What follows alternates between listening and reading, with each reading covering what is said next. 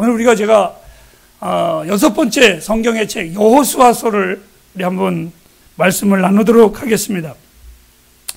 여호수아서 1장 1절을 다 같이 한번 보도록 할까요? 다시 한번 시작. 여호와의 종 모세가 죽은 후에 여호와께서 모세의 시종 눈의 아들 여호수아에게 일러 가라사대. 세계적으로 대표적인 두 음료수 회사가 있습니다. 여러분들이 잘 아는 코카콜라, 그 다음에 펩시콜라가 있습니다. 그런데 코카콜라의 2인자라고 할 수 있는 회사가 펩시콜라입니다.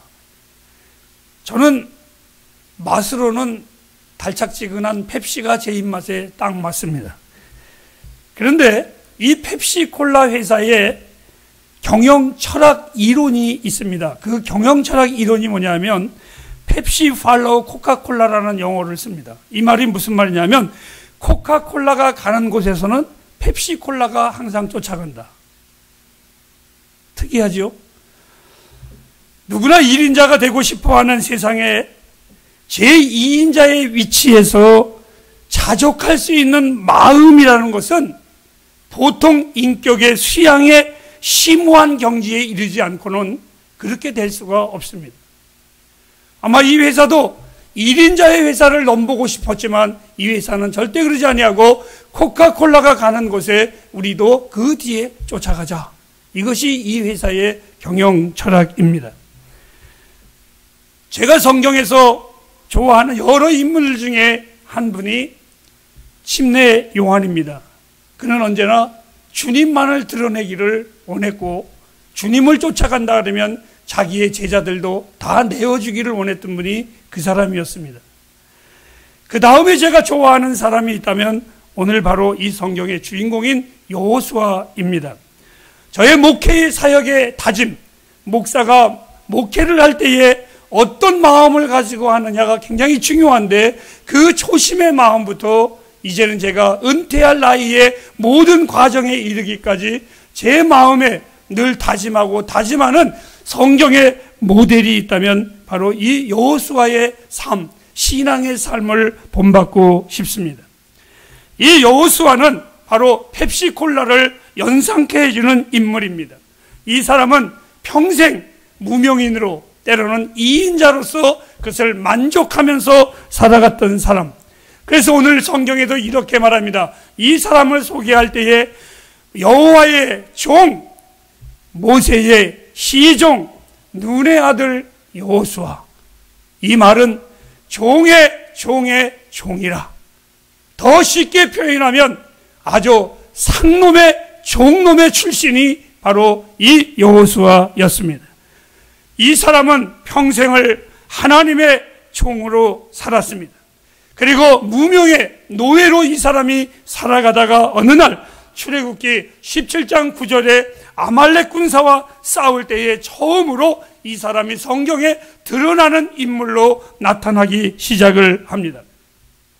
이후에 이 여호수아는 자기가 섬겼었던 하나님의 사람 모세와의 관계를 마치 빛과 그림자처럼 40년을 함께 걸어왔습니다.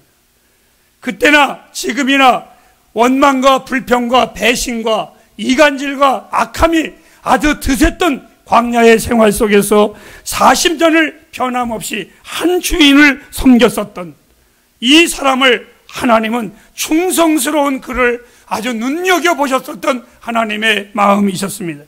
그리고 민수기 22장 18절과 20절에 보면 비로소 하나님은 모세를 향해서 모세야 너 다음에 내 민족을 이끌 리더자를 여호수아를 책정하라고 하나님이 명하셨습니다. 여호수아서 1장 2절 1절 말씀은 아까도 말씀을 드렸다시피 모세의 시종 눈의 아들 여호수아라 이렇게 시작을 합니다. 2인자로서 충성스러웠었던 그였지만 언제나 하나님께서 모세를 향하여 그 다음에 1인자를 그를 세우라고 했을 때에 사실상 2인자의 삶이 어울렸었던 그에게 있어서 갑자기 리더의 자리를 맡는다라는 것은 두려움이 너무나 컸습니다. 하나님은 이 여호수아가 두려워하는 것을 잘 알고 계셨기에 여호수아서 1장 9절 말씀에 이렇게 말씀을 하고 계십니다. 우리 다 같이 한번 읽어보도록 하겠습니다. 시작. 내가 내게 명한 것이 아니냐 마음을 담대히 하라. 두려워 말라. 놀라지 말라. 내가 어디를 가든지 내 하나님 여호와가 너와 함께 하느니라 하시니라. 하나님은 그의 사역 속에서 항상 두려워하지 말라, 여호수아야 절대 두려워하지 말라, 이러한 격려의 말씀을 여호수아에게 19번이나 거듭하시는 걸 보면 이 여호수아가 얼마나 여린 사람인가를 우리는 잘 알 수가 있습니다. 그래서 그런지 그는 모든 전쟁과 삶의 능력의 원천이 항상 어디에 있었느냐? 하나님의 말씀에 있었고, 그의 평생에 그는 하나님의 말씀만을 끝까지 부여잡고 살았던 사람이었습니다. 하나님께서 가나안 땅을 진격하라고 명하셨습니다. 이 가나안 땅은 여호수아는 보지 못한 땅입니다. 가보지도 않은 땅입니다. 그래서 때로는 두려울 수도 있습니다.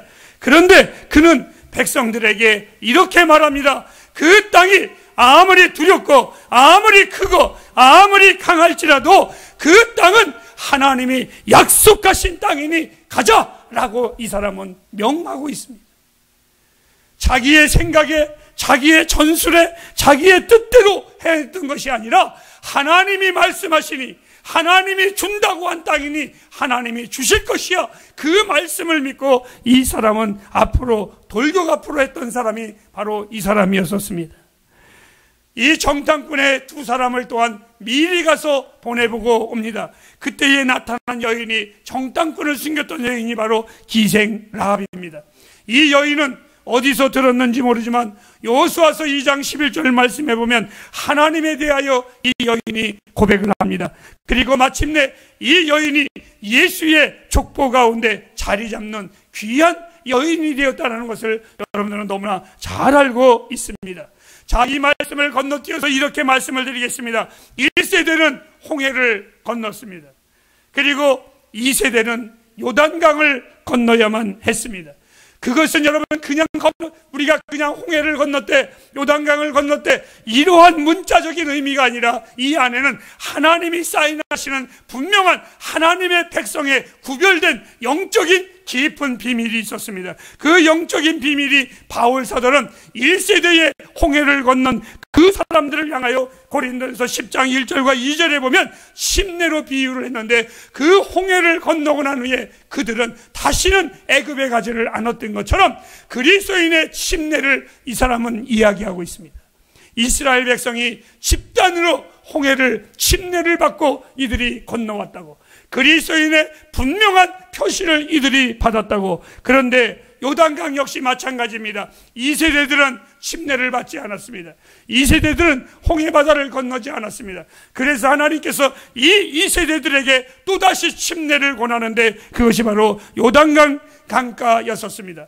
요단강을 건널 때에 그들은 충무장하지 않았습니다. 배를 만들지도 하지 않았습니다. 여호수아서 3장 5절부터 6절까지 읽어보면 하나님께서 그 백성들을 향하여 요단강을 건너기 전에 이렇게 명령을 합니다. 너희들은 성결하라고, 너희들은 하나님 앞에서 정결하라고. 그리고 그 제사장들은 모든 법궤를 가지고 제사장들은 총집 앞에서 제일 먼저 저 요단강 앞을 향하여 건너가라고 말을 했습니다. 여호수아서 3장 17절 말씀에 그 결론의 말씀은 제사장들이 법궤를 메고 그들이 성결하여 그 요단강의 침례의 강을 건너갈 때에 성경은 이렇게 말했습니다. 그들이 물을 밟고 가지 아니하고 마른 땅을 요단강을 건너갔더라. 이렇게 성경은 가르쳐주고 있습니다. 그들이 요단강을 건넌 후에 첫 번째로 도착한 땅이 길갈이라는 곳입니다. 이 길갈에 도착했을 때에 하나님은 이 백성들에게 두 가지의 사건을 접하게 합니다. 여호수아서 4장 20절과 21절 말씀을 우리 다 같이 한번 읽어보도록 하겠습니다. 시작. 여호수아가 그 요단에서 가져온 12돌을 길갈에 세우고 이스라엘 자손들에게 일러 가라사대 후일에 너희 자손이 그 아비에게 묻기를 이 돌이 무슨 뜻이냐 하거든. 여러분, 첫 번째 명령합니다. 너희들이 저 광야에서 가지고 온 돌을 이곳에다가 다 세우라. 12지파가 어떻게 이것을 건너왔는지를 훗날 너희의 자녀들이 묻거든 우리의 능력으로 우리의 힘으로 건너온 것이 아니라 하나님이 우리를 이렇게 했노라고 분명히 너희들은 그러한 기념비를, 그 나이를 구원하신 그 능력의 하나님을 영원히 경외하라고 그 자녀들에게 가리키는 훈계의 말씀을 하나님은 세우라고 명하셨습니다. 그리고 두 번째로 명하신 것이 있습니다.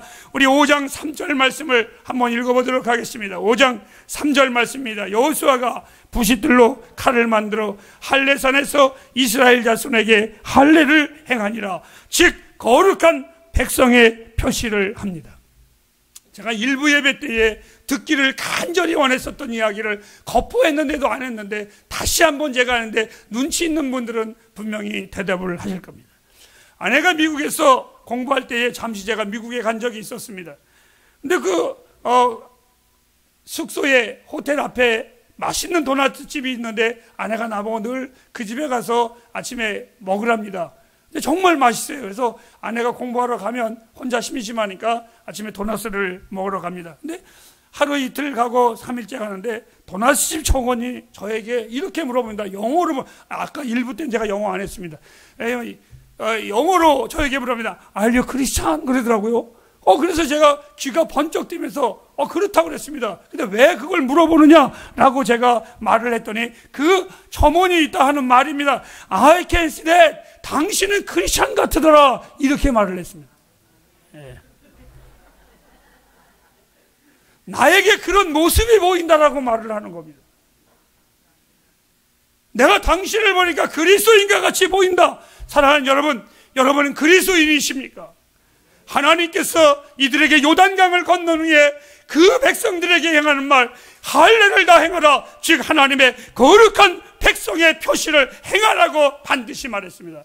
왜요? 가나안 땅에 들어가면 너희가 광야 생활을 할 때에 힘들었지만 풍요로운 땅의 여인들을 볼 때에, 이방 여인들을 볼 때에 너희들의 마음에 음욕이 일어나서 그들과 함께 할 때에 너희들이 잠자리들 때 너희들의 육체의 칼자국을 보고 나는 구원받은 백성이지 라고 너희들은 뛰쳐나올 것이다. 너희들은 언제나 하나님의 백성임을 잊지 말라는 하나님의 강력한 요구가 있었습니다. 햇불이요, 오늘은 주일날입니다. 여러분들은 이 날을 통해서 성결해야만 합니다. 그리고 이제 우리는 세상의 여리고성을 향하여 우리는 전진해야만 합니다. 우리의 싸울 대상은 칼과 혈의 싸움이 아닙니다. 세상입니다. 더욱이 우리가 이 세상 앞에 가진 것은 무기가 없습니다. 우리는 돈이 있는 것도 아닙니다. 세상에 능력이 있는 것도 아닙니다. 우리는 이 세상과 아무런 대항할 만한 것이 없습니다. 우리는 정말 가난한 자들입니다. 우리는 정말 겸손한 자들입니다. 그런데 여호수아서 6장 6절 말씀에 이 여호수아는 우리들이 가질 수 있는 강력한 무기가 하나가 있는데 하나님의 말씀 외에는 없었습니다. 여러분, 이 날이 바로 하나님의 말씀을 받는 날이라면, 이 말씀이 세상을 싸워서 이길 능력의 무기를 받는 날이라면 어찌 우리가 이 날을 소홀히 할 수 있겠습니까? 햇불이요, 하나님의 말씀을 강력하게 붙잡으시기를 바랍니다. 여호수아서 6장 6절에 보면 아주 신기한 장면이 나옵니다. 여리고성의 첫 번째 성의 싸움할 때입니다. 하나님이 도르라고 했습니다. 돌았습니다. 정말 여리고성에 있는 군사들이 그 백성들을 보고 말했습니다. 저것들이 왜 갑자기 돌아? 저 한 번 돌았습니다. 두 번 돕니다. 자꾸 도니까 비난의 소리가 나옵니다. 저것들이 정말 돌다가 돌았구나. 그렇게 말을 했어요. 돌다가 돌았구나라고 말을 했습니다. 여러분, 세상 사람들은 우리에게 이렇게 말합니다. 예배 드린다고 되느냐고,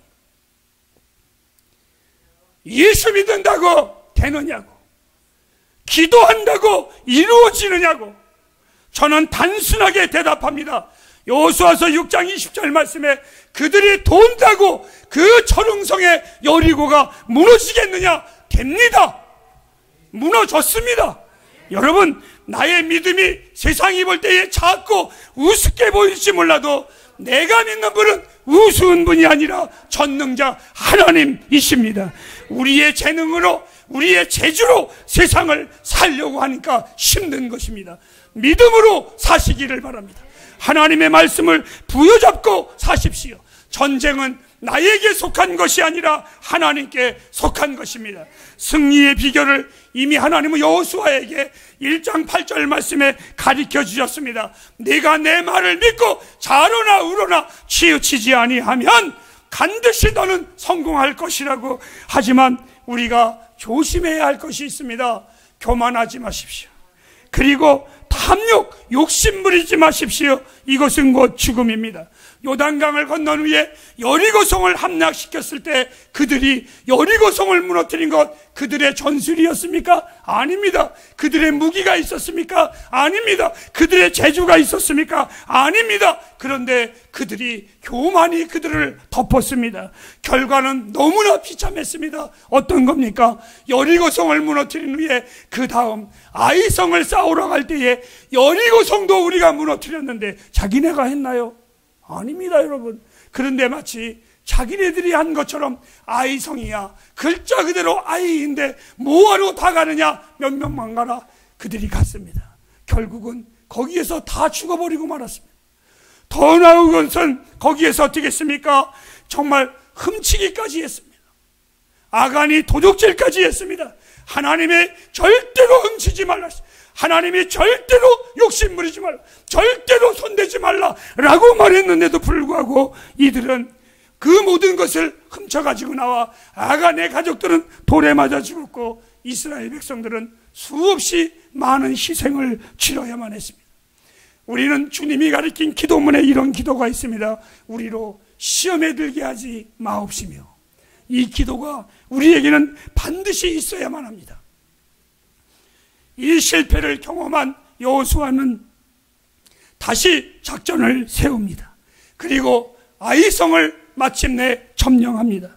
그 승리의 비결을 체크해 보시기를 바랍니다.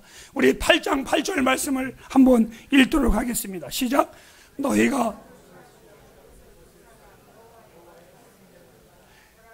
너희에게 명하여 너희가 여호와의 말씀대로 행하라. 하나님의 말씀을 듣고 이 백성들이 그대로 행할 때에 그들은 성공합니다. 남과 북으로 끊임없는 전쟁, 쉼없이 달려가는 인생길과 같습니다. 저는 그 많은 싸움 중에 기억될 만한 싸움이 있다면 가나안 족속과의 싸움입니다. 여호수아서 10장에 보면 가나안 족속과 싸울 때에 기드온이가 말을 합니다. 하늘의 태양아, 하늘의 달아, 하루 동안 멈추어라고. 태양아 멈추어라라는 이 위대한 고백. 여러분, 이 같은 기록의 전쟁은 없었습니다. 어떻게 이러한 일이 있을 수 있었겠습니까? 이 싸움은 여호수아의 싸움이 아니라 14절에 보면 하나님의 싸움이셨습니다. 그리고 여호수아서 11장에 보면 비로소 그 땅의 싸움이 그쳤더라, 이렇게 가르쳐주고 있습니다. 이제 가나안의 두 영웅을 소개하고 마치도록 하겠습니다. 여호수아가 버금가는 인물이 있었는데 갈렙입니다. 12명의 정탐꾼을 처음 보냈을 때에 여호수아와 갈렙, 이 두 사람만이 하나님의 믿음으로 싸우자라고 말을 했던 사람입니다. 그런데 이 사람은 여호수아로 인하여 가려진 인물입니다. 성경에 보면 그럼에도 한 번도 여호수아 때문에 내 이름이 안 나타나 라고 원망한 적이 없는 이 인자입니다. 여호수아서 14장 10절과 12절에 보면 그의 나이가 85세에 그는 이러한 성명서를 냅니다. 우리가 잘 부르는 복음성가에 하나님이여 이 산지를 내게 주소서. 인생의 황혼에서 한 전쟁의 베테랑, 그는 아무것도 또 아무도 가기를 꺼려하고 가기를 두려워하는 그 전쟁터에 늙었지만 젊은이입니다. 늙었지만 용기 있는 사람입니다. 꿈과 용기를 가진 이 사람, 저는 이 사람을 보고 가려진 이인자라고 말을 합니다. 그리고 두 번째, 오늘의 주인공 여호수아입니다. 선조들의 죽음에 여호수아도 예외일 수는 없습니다. 110세에 파란만장한 생애를 마칩니다. 모세가 율법의 사람이었었다면 이 여호수아는 은혜의 사람입니다. 여호수아, 이 이름은 하나님은 우리의 구원자이시다. 예수라는 이름과 동일한 이름입니다. 주님은 우리의 구세주이십니다. 동일한 이름을 가진 이 사람, 여호수아서 24장 15절에 그는 마지막에 백성들에게 이렇게 촉구합니다. 오늘날 너희 섬길 자를 선택하라고.